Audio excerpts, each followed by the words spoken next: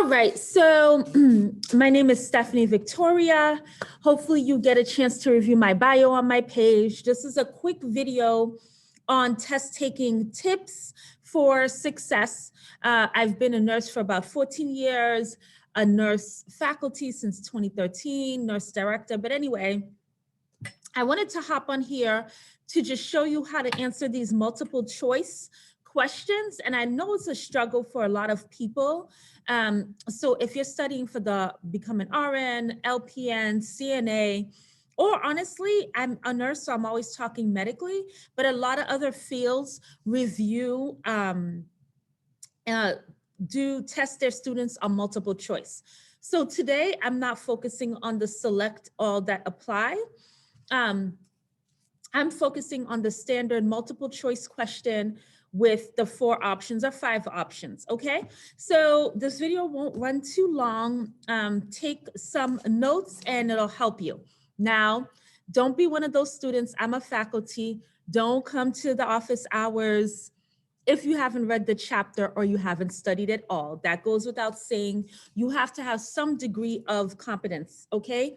And content mastery in what you're studying. Now, the first thing I want people to understand, and I'm just doing good old-fashioned pen and paper, is that when you are doing questions, it's on a Bell's curve, okay? So what that means is that the test is designed, the question is designed to create a Bell's curve, meaning to identify your A students, B students, majority C, D, F, okay? So you see how it goes like that, to identify the outliers and the bulk. Now, what does that mean for you?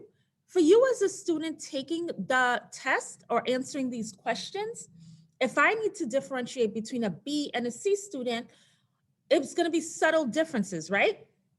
It's going to be, that means that some of these options are meant to trick you, right? And so that answers the question all students are like, when nursing school, we say, oh, it was close, but what's the best answer?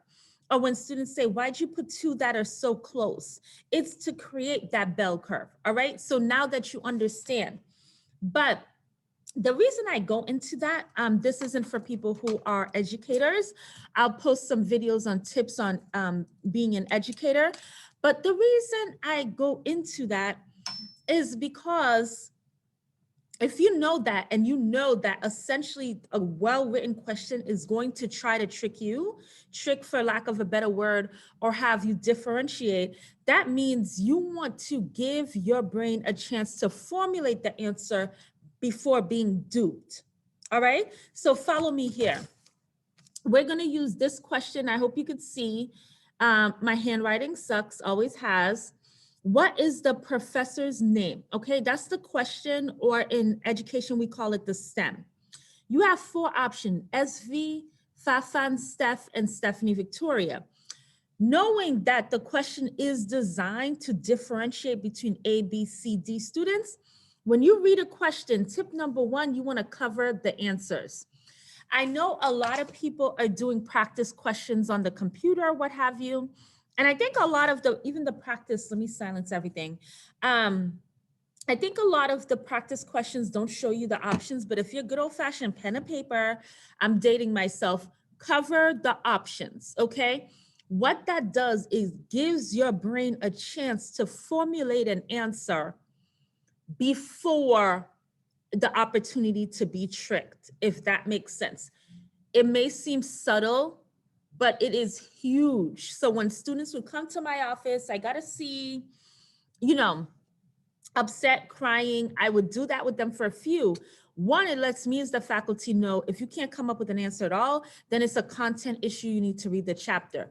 But if you're coming up with different answers, so when you look, right, you read the question and your hands covered, and when you look, you come up with an answer in your brain, and when you look, that option's not there, cover it again, you misunderstood something about the question. All right, so I hope you all got that. That is huge. That means you don't understand the essence of the question, what the question is really asking you, or whatever other synonym for essence the heart of the question, the pulse of the question, what the question's really asking you, whatever word you want to use, something you do not understand, because if you came up with an answer and that answer is not there, you're back to the drawing board. If that answer is there, review everything. I'll show you how to really confirm and select before you move on. Okay, so then when we get to the question and the options, right? So let's look at these options. So usually multiple choice, they say get rid of 2 options and you're left with 2 and now you got to pick the best one. So I want to show you something. What is the professor's name? I have SV, which is an initial. Fafan, for those of you who really know me, my family. So now it's on YouTube. That's my nickname. And only people who really, really, really know me will call me that. Steph is my nickname, or Steph is short for Stephanie. And here's Stephanie Victoria. So right now, it's obvious that Stephanie Victoria is the correct answer. But let me show you something further. Notice I use this example every semester with students and they're blown away. Notice that all of those, someone could make a case for every single one of those. My initial, my childhood name, abbreviated name, someone could make a case for it, okay? So here's what I'm gonna show you. The question or the STEM and the correct answer, which is Stephanie Victoria, is a complete thought. This is game changer for all of the students. The question and the correct answer. Okay, you got to let that marinate and you got to go back and do practice questions and you'll see what I'm saying. The question and the correct answer is a complete thought, meaning, what is the professor's name? Stephanie Victoria. Also, when you have selected the correct option, you could loop it back this way and it'll make sense. Stephanie Victoria is the professor's name. You take a moment to do that and you will see. If you did SV is the professor's name, it won't even sound right because you're gonna be like, wait a minute, I still don't know her name. If you said Fanny is the professor's name, it doesn't flow right. Steph is the professor's name. It'll still lead you to ask more questions like, okay, Steph, but is it short for Stephen, for Stephanie? It could be a totally different person. This option out of the 4 are the only ones that are a complete thought, and that if you loop back this way will sound the best. I am telling you that loop back trick is a game changer. Obviously, I chose a question and options because I don't know who's going to watch this video. I didn't want to pick one with medical content and then you can't resonate because you don't know the chapter or the topic. But this example, everyone could understand. All right. You didn't get to the essence of the question with any other option. Option A, SV. But what is the professor's name? Fanny. Okay, Fanny, you're not even, if you wanted to serve me legal documents, you wouldn't even be able to find me. That's not the essence of what this question's posing. Steph. Okay, Steph, I just gave you an example of Stephen or Stefania or whatever. Only D is right.